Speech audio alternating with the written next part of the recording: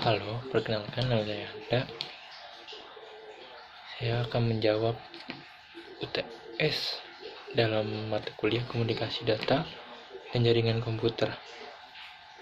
Yang pertama itu, bagaimana proses komunikasi data dalam jaringan komputer, serta berikan contohnya.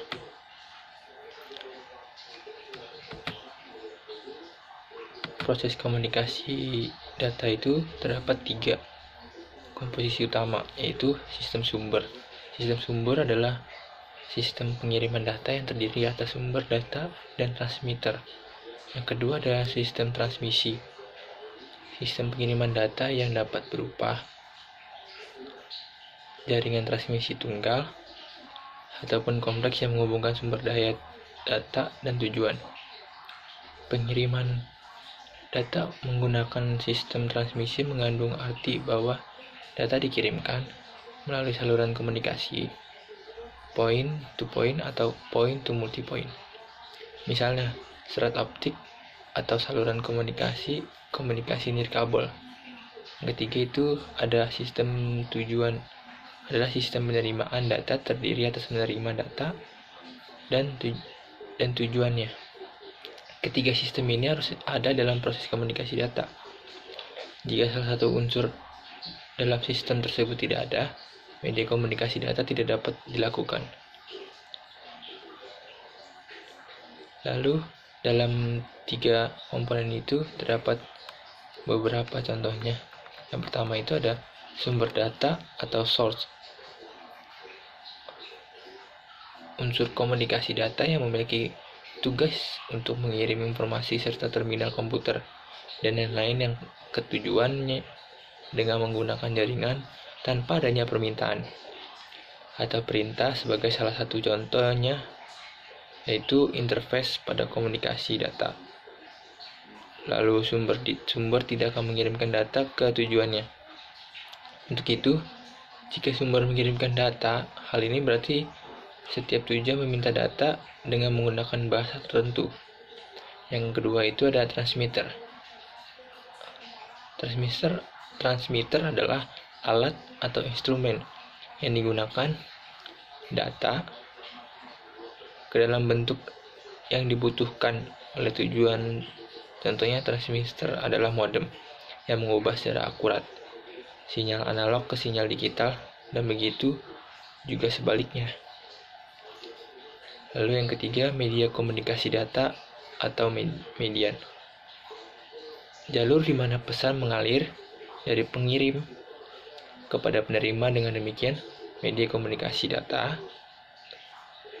memberikan jalan atau jalur khusus antara hasil keluaran transmitter dan masukan penerima atau receiver media komunikasi data, dan berupa kabel twisted pair, kabel koaksial, kabel serat optik, laser, atau gelombang radio.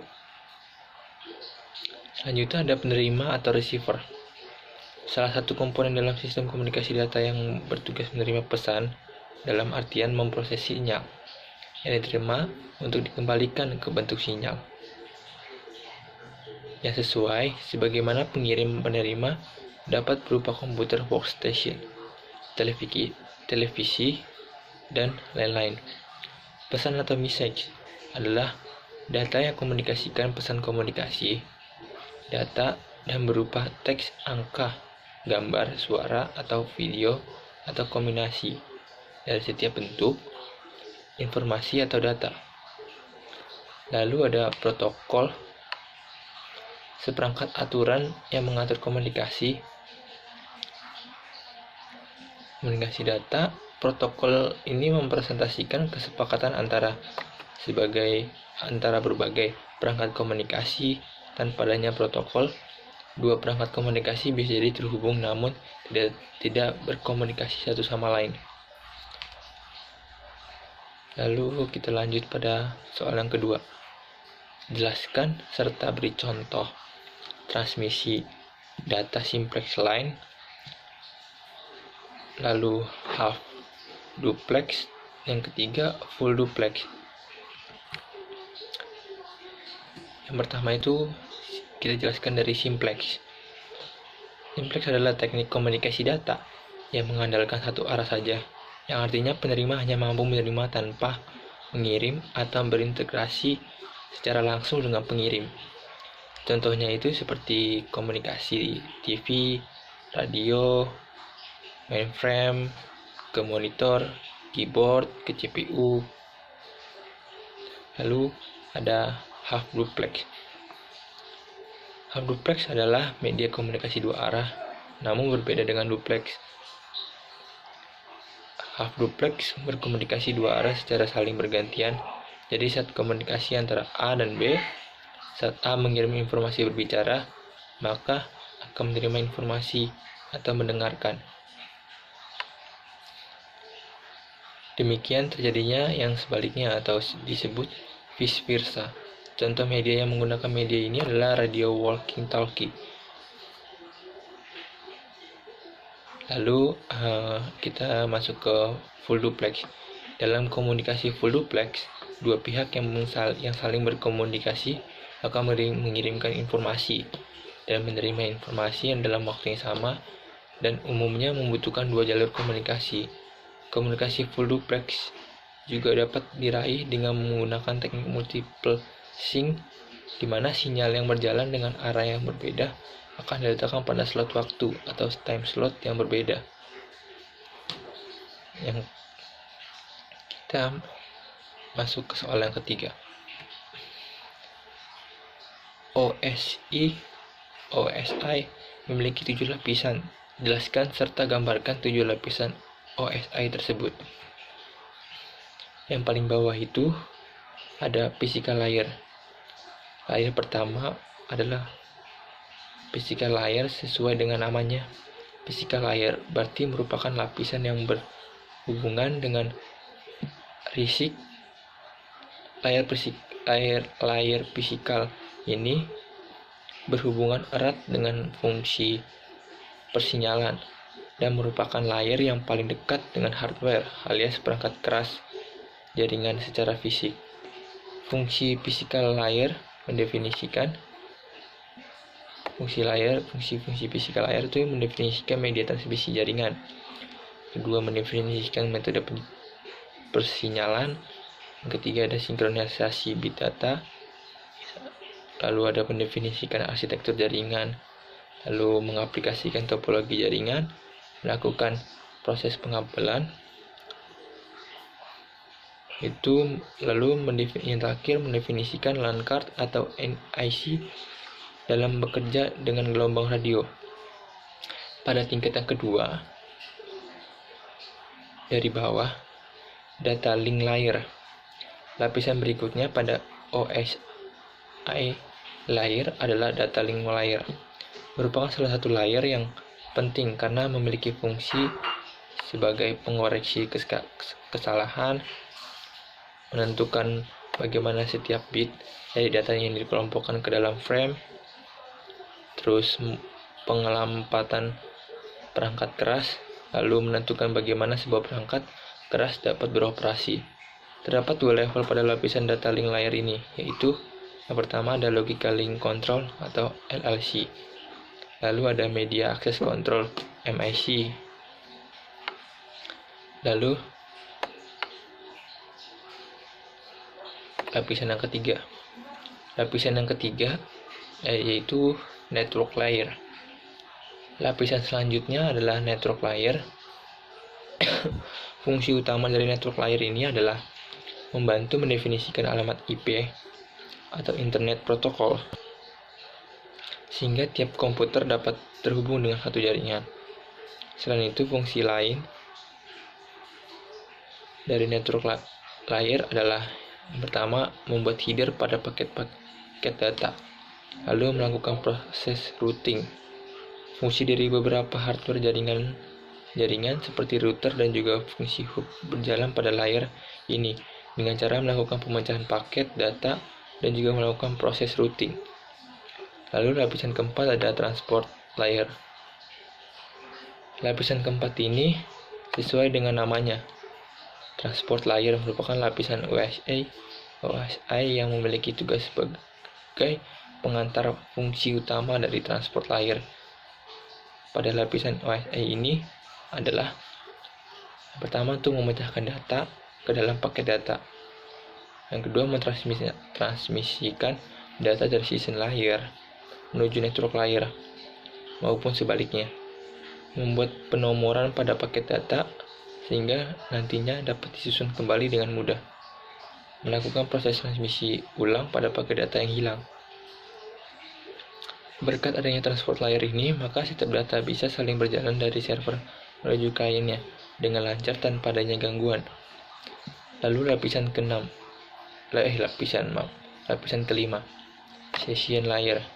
Lapisan session layer ini memiliki fungsi utama untuk mendefinisikan bagaimana sebuah koneksi bisa dibangun serta dapat mendefinisikan manajemen dari sebuah koneksi seperti menghancurkan dan juga memelihara koneksi. Lalu lapisan keenam, presentation layer. Layer kedua pada saat data mulai ditransfer dan bertindak sebagai layer keenam. Ketika sebuah komputer menerima paket data disebut dengan nama presentation layer. Fungsi utama dari lapisan layer presentation ini adalah mentranslate data akan ditransmisi dari dan menuju sebuah aplikasi. Apabila merupakan proses awal, lapisan ini berfungsi untuk menerjemahkan aplikasi menjadi sebuah data yang mentransmisi. Begitu pun sebaliknya, kita memiliki proses akhir presentation layer akan menerjemahkan data yang ditransmisi ke dalam layer. Yang terakhir ada application layer, lapisan ketujuh. Application layer merupakan lapisan yang pertama pada saat sebuah data mulai ditransfer, atau bisa disebut dengan paling atas, lapisan terakhir.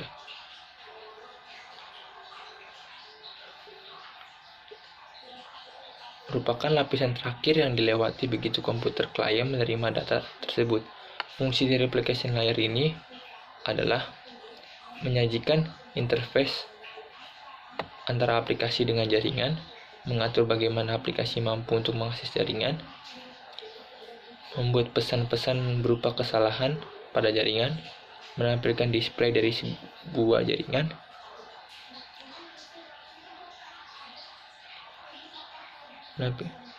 protokol pada layar application. Ada beberapa protokol yang ditempatkan pada lapisan aplikasi layar ini, yaitu pertama ada HTTP, yang kedua ada SMTP, dan ketiga ada NVS. Dan pada soal keempat, jelaskan perbedaan antara bandwidth dengan throughput. Bandwidth adalah suatu nilai konsumsi transfer data yang dihitung dalam bit atau per detik, yang biasanya disebut dengan bit per second atau bps, antara server dan klien dalam waktu tertentu. Dan sedangkan throughput adalah bandwidth aktual atau bandwidth sebenarnya yang terukur pada suatu ukuran waktu tertentu dalam suatu hari menggunakan rute internet, dan spesifik ketika sedang mendownload sebuah file.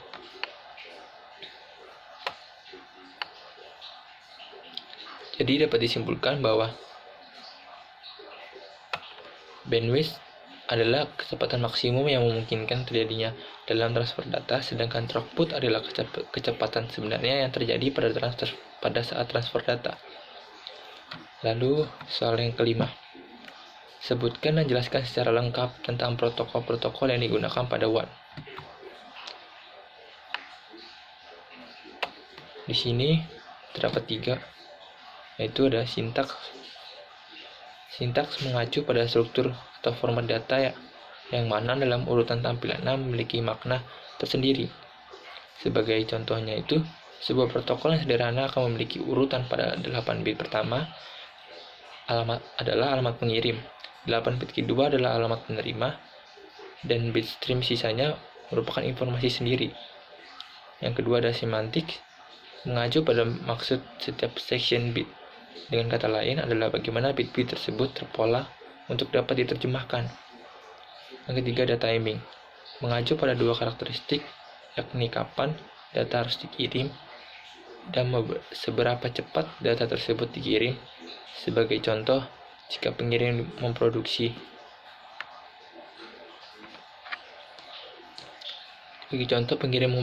data sebesar 100 megabit per second Mbps, namun penerima hanya mampu mengolah data pada kecepatan 1 Mbps, maka transmisi data akan menjadi overload pada sisi penerima dan akibatnya banyak data yang hilang atau musnah.